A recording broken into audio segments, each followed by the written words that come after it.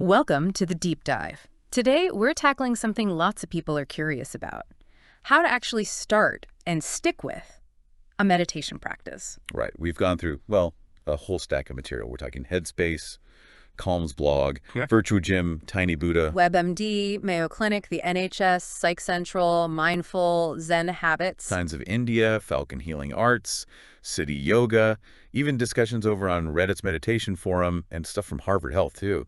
Quite a range. It really is. And our mission here for this deep dive is to kind of cut through all that information. Yeah, to pull out the really key stuff, the actionable advice.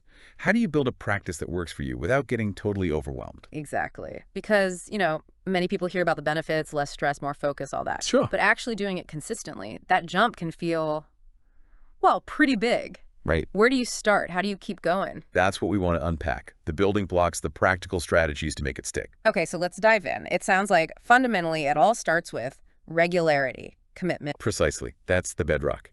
It's like exercise for your mind, you could say. Okay. And just like physical exercise, consistency is where the magic happens.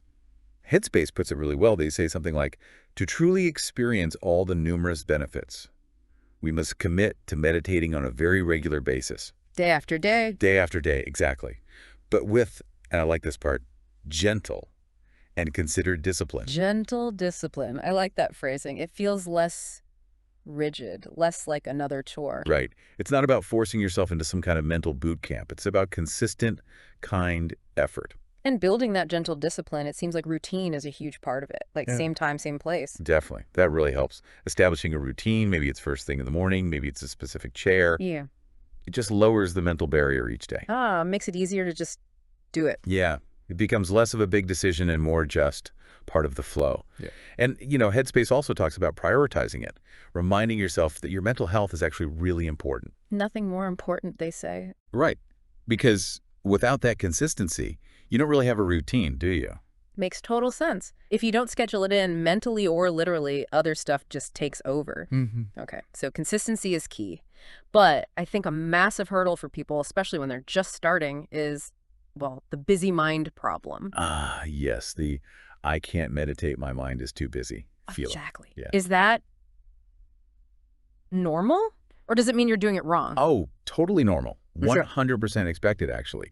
It's not a bug. It's a feature of the human mind. Okay, that's good to hear. Yeah, both Headspace and Mindful are super clear about this. Yeah. Headspace says it's absolutely normal and part of the process. Right. And Mindful echoes that.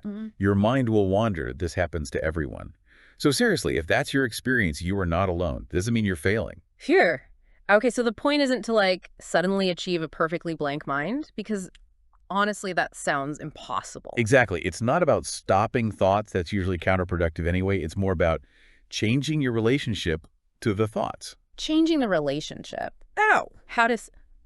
Headspace has this lovely analogy. Think of your thoughts like clouds drifting through the sky. Your awareness is the sky itself. Okay.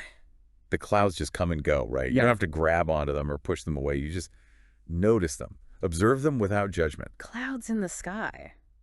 That's a useful image. It gives you some distance. It does. So the practice isn't about no clouds. It's about realizing you're the sky. Okay.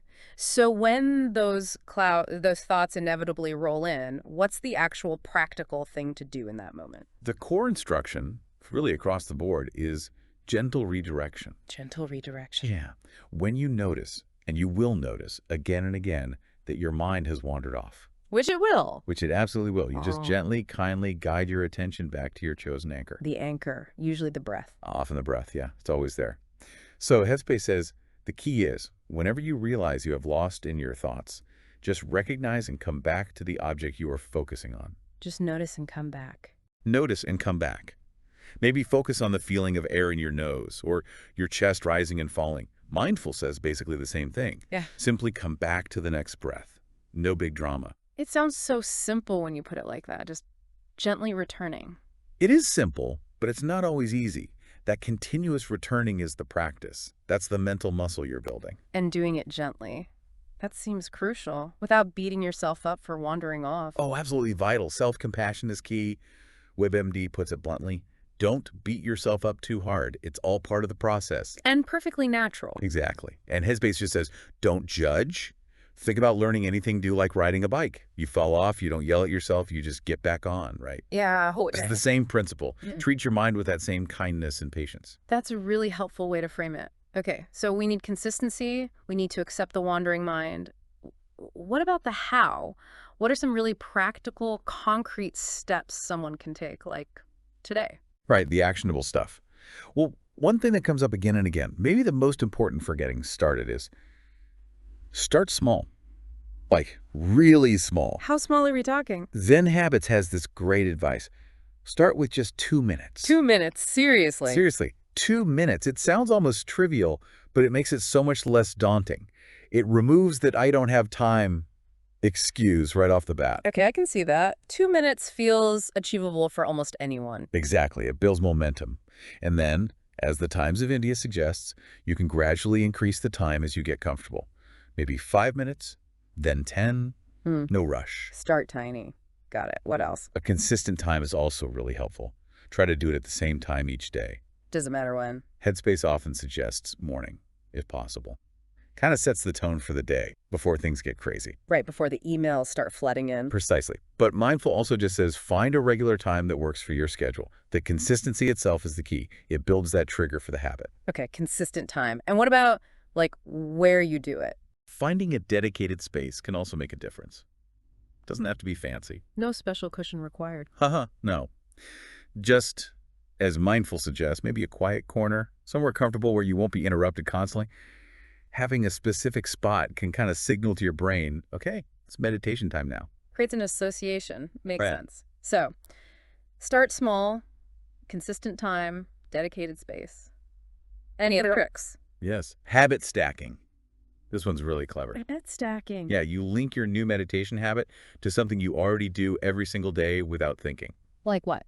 Headspace gives examples like meditate right after you brush your teeth or right before your morning coffee. Ah, so the existing habit becomes the reminder, the Good. trigger. Exactly. It piggybacks onto something already established. Yeah. Super effective for making it stick. That is smart. Okay, what about feeling like you're doing it wrong or not being good at it? That must stop people. Huge one. And it's so important to tackle that head on. Headspace is really clear. Truth is, there's no right or wrong way to meditate. You're right or wrong. Nope. And there's no such thing as being good or bad at it. Seriously. The goal isn't some perfect state. So just showing up and doing the 2 minutes, even if your mind feels like a pinball machine, that's a win. That is absolutely a win. Showing up is the practice. Gently returning is the practice. Yeah. That's it. Okay. That takes a lot of pressure off. It should. And there are other little tips, too, from the sources. Like reminding yourself why you're doing it can help. Right, focusing on the benefit. Yeah. Or just noticing your excuses when they pop up, like I'm too tired, and maybe doing it anyway. Some find meditating with a friend helps with accountability. Oh, like a meditation buddy. Could work. Calm's blog even suggests rewarding yourself for small wins, like hitting 3 days in a row. Okay. Like a little treat. Why not? And writing down your intention like, I will meditate for 5 minutes at 7 a.m. in my living room chair. That can actually make it more likely to happen. So lots of tools in the toolkit to experiment with. Definitely. And the crucial thing underneath all this is patience. Headspace reminds us this is a lifelong skill, not a quick fix. Right. It takes time, like learning anything worthwhile. Exactly. Okay, so we've got the why and some how-to for building the habit. But are there different types of meditation? It's not all just sitting and breathing, is it? Good question. No, there are various approaches, though often the core idea of cultivating awareness is similar. Like what? Well, mindfulness meditation is probably the most common one people hear about. That's about paying attention to whatever's happening right now, thoughts, sounds, feelings, without judgment. The cloud analogy stuff? Sort of, yeah. And within that, focusing on the breath is a very common technique. Or doing a body scan, where you slowly bring attention to different parts of your body and just notice sensations. Body scan. I've heard of that. Seems grounding. It can be, yeah. Huh. Then you have things like mantra meditation, repeating a word or phrase. Like, Could be Om, could be anything really. There's walking meditation, focusing on the feeling of your feet on the ground. Guided meditations are popular too, using an app or recording to lead you. right, where someone talks you through it. Exactly. And you might also find techniques like counting breaths or specific visualization practices, lots of flavors. So it seems like part of the journey is finding a style that actually resonates with you. Absolutely. Don't feel locked into one thing. Experiment. See what feels right, what feels helpful, what you're, frankly, more likely to stick with. Good advice. Try before you commit, I guess. Now, on the flip side, are there common mistakes people make? Things to avoid? Yeah, there are definitely some pitfalls. We already touched on one. Trying too hard to stop thoughts. Right, the cloud pushing. Exactly. Yeah. Headspace warns against that. It just creates struggle. Another big one is judging your sessions. Oh, that was a terrible meditation. My mind was everywhere. Avoid the judgment. Avoid the judgment. Every sit is different. Also, having unrealistic expectations. Thinking you'll be instantly calm and serene after 2 days. Yeah, probably not going to happen. Probably not. Yeah. Give techniques time to work. Don't jump around too quickly if you don't feel immediate results. Yeah. Persist through the initial awkwardness or frustration. Stick with it for a bit. Yeah. And finally, don't wait for perfect conditions. You don't need total silence or a special Zen garden. Learning to practice amidst the normal chaos of life is actually really valuable. So don't fight the thoughts. Don't judge the sit. Be patient. Give things a fair shot. And don't wait for perfect. Got it. That sums it up pretty well. Okay, so assuming we navigate those pitfalls and we actually put in the consistent, gentle effort, Yeah. What are the payoffs? What do all these sources say are the real benefits? The good stuff. Well, the list is pretty impressive, honestly. Reduced stress and anxiety comes up constantly. Meditation helps calm the nervous system. That's a big one for many people. Huge. Improved focus and concentration is another major benefit. You're literally training your attention muscle. Makes sense. Enhanced overall well-being. That sounds a bit vague, but it often means things like more self-awareness, maybe more gratitude, more compassion. For yourself and others. Exactly. Better sleep is another one many people report. Quieting the mind before bed. I could use some of that. Right? It also builds emotional resilience, helping you handle life's ups and downs with a bit more equanimity, maybe. More calm in the storm. Yeah. Just a greater awareness of the present moment, being more here instead of lost in thought. And some sources, like Harvard Health, point to potential cognitive benefits too, like improved memory over the long term. Wow. Less stress, better focus, better sleep, more resilience, being more present. It really does sound like a powerful tool. It really can be. Even just those few minutes a day, done consistently, can start to shift things. It's about training the mind. So if we were to boil it all down, the key takeaways from this whole deep dive seem to be commit to consistency, but gently. Start really small. Accept that your mind will wander. That's okay. Just gently guide it back. And find practical ways like habit stacking or a set time to actually build it into your life. That's a great summary. It's not magic, it's practice. And importantly, be kind to yourself through the whole process. Absolutely. So maybe a final thought for everyone listening. Now that you've heard all these insights, these strategies, what's one small, really achievable step you could take today? Yeah. What could you try? Maybe just 2 minutes. Just 2 minutes. What might you discover if you consistently made that small space to just tune in? Something to think about. Thanks for taking the deep dive with us.